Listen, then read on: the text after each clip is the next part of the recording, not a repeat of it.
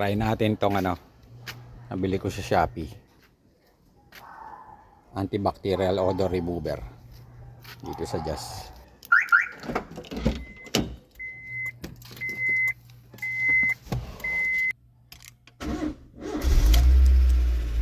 Turn on the aircon, mga number 4. Yan.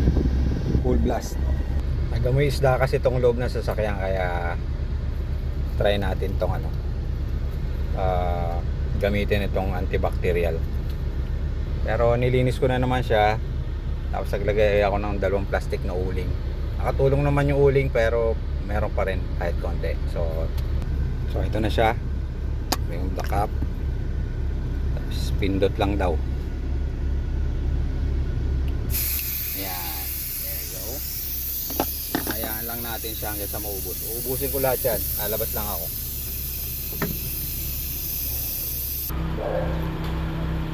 Nakita nyo, sumisirit pa siya. Marami pa siyang laman.